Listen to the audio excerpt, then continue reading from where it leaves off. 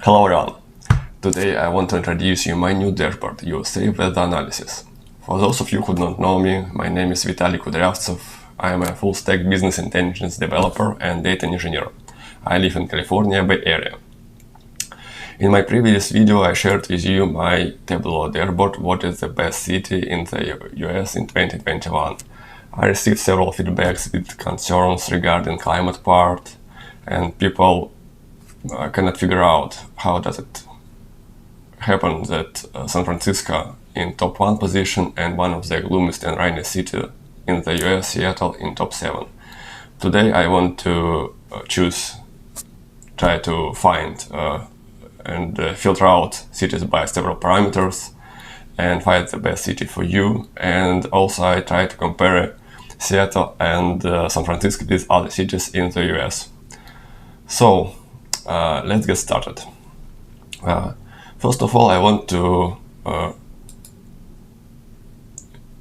show you my dataset. I captured information from National Center for Environmental Information. This portal has a lot of better datasets, and one of these I downloaded and loaded to this Tableau workbook. This dataset stores weather information for the last 14 years. It's a monthly information, and it has about 15,000 stations, but I decided to filter out it by maybe 100 stations that in the biggest and popular cities in the US that have most of our metrics that we care about. So let me show you basic controls and visuals that we have at this dashboard. You can split this dashboard in 2 parts. At the top you can see map chart with cities. If you hover at the particular city, you can see breakdown by popular metrics. By the way, you can zoom in this map and look at the city at a particular point, because some of cities has several points. For instance, San Francisco, in the northern part of San Francisco, has temperature 57 Fahrenheit, 57 at 9. But if you look at the middle, it's a Bay Area of San Francisco, 59 Fahrenheit. Also, I suppose that you notice that information at this dashboard represents in Fahrenheit. But I prepared for you a legend with recalculation it to Celsius, because I know that only United States uses this metrics, I mean Fahrenheit, for measuring weather. Also, I found this interesting temperature breakdown for mild, warm, hot distribution. I suppose it will be helpful for you. And below you can see precipitation in inches to centimeters. It can be also helpful. Here you can see filters. If you press on Show Filters button, you can see additional filters. We have about 20 filters here. Also, you can show monthly average information. At the map, we have average annual information. At this table, we have average monthly information. Also, you can hover on particular months and see distribution, average breakdown by metrics for this city and months.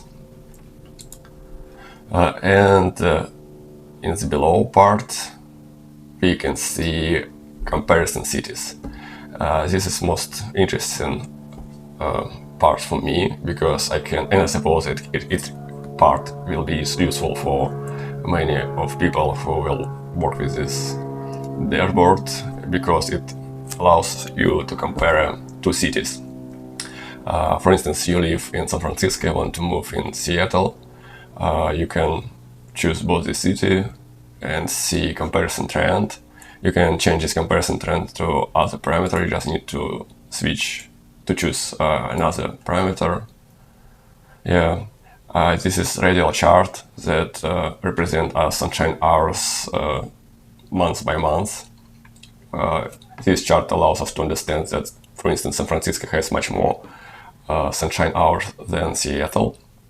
And at the below we have table chart that represents all these metrics distributed monthly with the total at the end. It's really a helpful chart for me.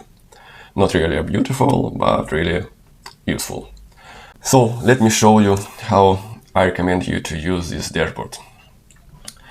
I would like to apply some filters and find the best cities for living for me. I would prefer to live in city at least with sunshine hours at least 180 monthly average. Oh, we've lost Alaska. Also, I want to apply some additional filters. First of all, I would like to focus on two interesting filters: heating degree days and cooling degree days. At this tooltip, I shared with you information about heating and cooling degree days. Degree days are based on the assumption that when the outside temperature is 65 Fahrenheit, we don't need heating or cooling to be comfortable. Degree days are the difference between the daily temperature mean, high temperature plus low temperature divided by 2, and 65 Fahrenheit. If the temperature mean is above 65 Fahrenheit, we subtract 65 from the mean, and the result is cooling degree days. If the temperature mean is below 65 Fahrenheit, we subtract the mean from 65, and the result is heating degree days. I suppose this information can be complicated for some of you guys, and I decided to add two examples. At the first example, we can see definition for cooling degree days. The high temperature for a particular day with 90 Fahrenheit and the low temperature was 66 Fahrenheit. The temperature mean for the days was 90 plus 66 divided by 2, you get 78 Fahrenheit. Because the result is above 65, we need to subtract 65 from 78 and we get 13 cooling degree days. And if you want to get monthly information, we need to sum up all cooling degree days at particular months and we get monthly information. For instance, if we have 13 cooling degree days, if we had 13 cooling degree days for a month, we would have 400 cooling degree days for a month. An example about heating degree days. The high temperature for a particular day was 33, and the temperature in the low 25. We need to sum up it, divided by 2, and we get 29 Fahrenheit. Because the result is below 65, we need to subtract 29 from 65, and we get 36 heating degree days. So, also I want to point out that these parameters allow us to understand what is the weather comfortable for you. I suppose that scientists who describe this parameter consider 65 Fahrenheit as comfortable weather. And if you have outliers, big outliers from this temperature, it means that we have some not very good, not very comfortable weather for you, for living, for outdoor activities. Also, this parameters represents how often will you turn on your air conditioner or heating system, and it also allows to understand how much will you pay for your utilities, because you need to turn on these electricity systems. So let's apply these parameters. I would like to live in the city with warm weather, so I would apply 600 heating degree days. And pace, it means that it's acceptable for us to have only 20 degrees difference from 65 monthly. Also, I don't like really hot weather, and I would apply 300 for cooling degree days. I don't really like the cities with a lot of precipitation, so I suppose that we can restrict it by 10. And also I want to show you that this parameter filter out Seattle, because Seattle has about 14 days with precipitation per month. So it means that almost every month we have 14 days with precipitation. Each other day we have precipitation. So what else? Also, for me it's not really comfortable temperature with more than 90 Fahrenheit. 90 Fahrenheit is 32 degrees Celsius degrees. So I would like to restrict it by maybe 8 days. No, 5 days. More than 90 Fahrenheit. Because at these days I cannot do some outdoor activities. It's really hot for me. What else? Also, I don't really like the weather less than 32 Fahrenheit. 32 Fahrenheit, it's a freezing water. Temperature, it's less than 0 Celsius. I would like to restrict it only by 5. So, let's look what we have now. Interesting.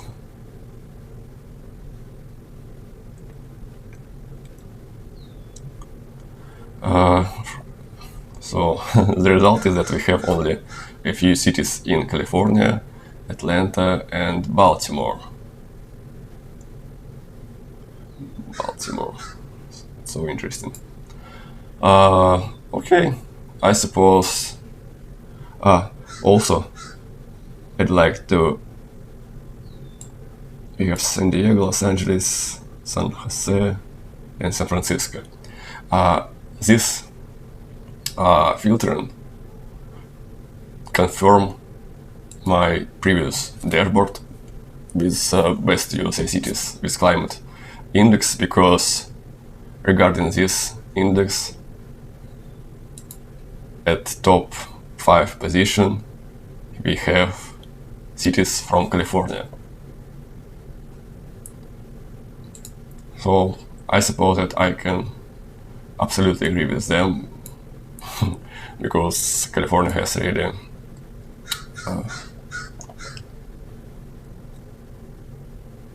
adorable climate. Good. I suppose that we filter out cities that we care about. Next we can compare the cities between them. So at the below part you can see comparison between two cities. By default I have chosen San Francisco and Seattle. I suppose that this is most popular cities for developers in the US, but last year Austin is growing.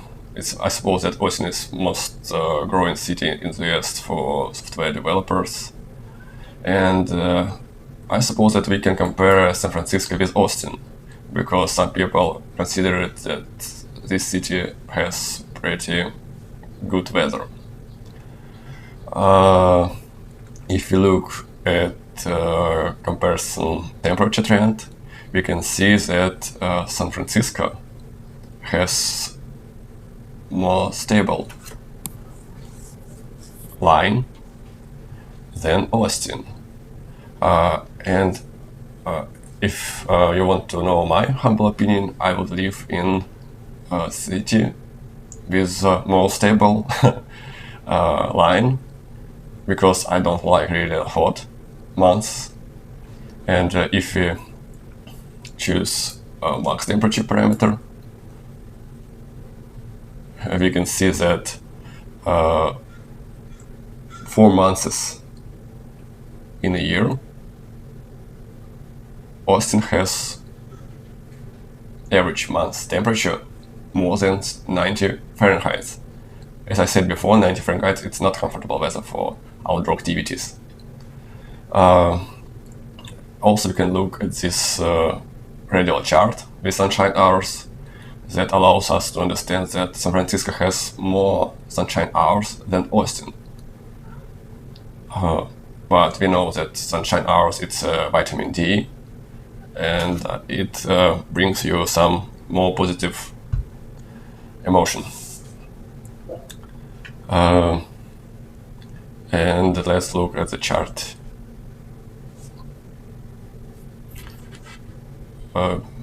Comparison table below. We can see that Francisco has more sunshine hours. It hasn't days with max temperature more than 100 Fahrenheit. 100 Fahrenheit, it's an infernal heat temperature, 37 degrees. Yeah, it's absolutely crazy temperature for doing something outdoor. And max temperature days in Austin more than 90 Fahrenheit, 190. It's also crazy. As I mentioned before, it's almost 4 months in a year they have really hot temperature.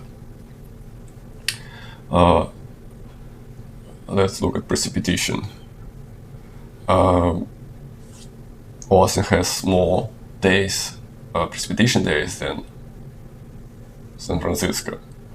Actually, I would say that Bay Area hasn't a lot of rains, and regarding my opinion, I would be happy if we have more rain days, especially in summer. I suppose that's the reason that we have a lot of, almost every year we have wildfires, because it hasn't rained. It's comfortable for living, but it's not comfortable for flora and fauna. What about cooling days? Number of days with temperature less than 32 Fahrenheit. At this site, Austin also has fourth position, because it has 24 days with temperature less than freezing water temperature, against of 1 day San Francisco. So I suppose that if we compare to the cities, absolutely, I suppose that San Francisco is absolutely winner at this comparison. Also, we can compare other cities. Let's take a look at Atlanta.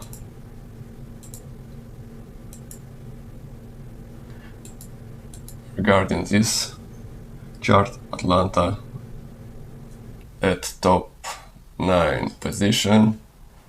So Atlanta has less sunshine hours. The weather is not so stable as we have in San Francisco.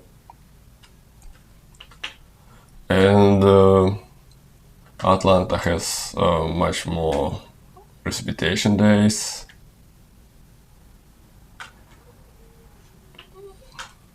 What else? Yeah, I tend to think that San Francisco is still leader of this chart, if you comparison it with Atlanta. And let's take a look at Seattle.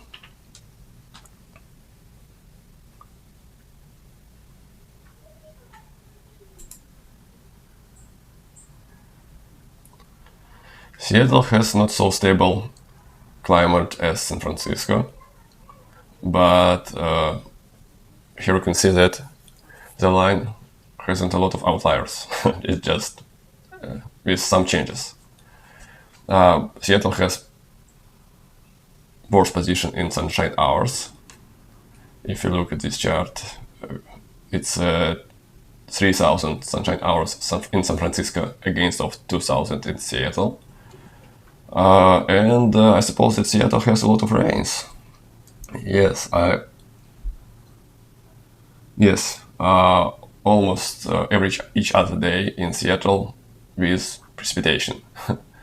And for people who relocate to Seattle should understand it. What else? Regarding mean temperature less than 32 Fahrenheit, we have pretty, but not the same. Yeah, because Seattle has 27 days per year with temperature, with water freezing temperature against of 1 day in San Francisco. So people who don't trust this number or rating, please share with me your opinion regarding these charts, because if you find some cities that have better condition for living regarding weather, please share it with me. I will be happy to compare it later. And what else? And I prepared some bonus for people who relocate from Eastern Europe. I relocated from Saratov. Saratov is a city in the Volga River, and we have similar weather with Moscow. Actually, we captured information only for temperature and sunshine hours. And a lot of people from Eastern Europe, from Moscow, Kiev, and Minsk, shared with me their concerns that these cities have maybe better weather than Seattle. But it's not true, because we can see that Seattle has more sunshine hours than Moscow, and much more stable weather temperature. And here you can see Seattle has in 270 hours difference between Moscow. Also, you can look at Minsk or Kiev.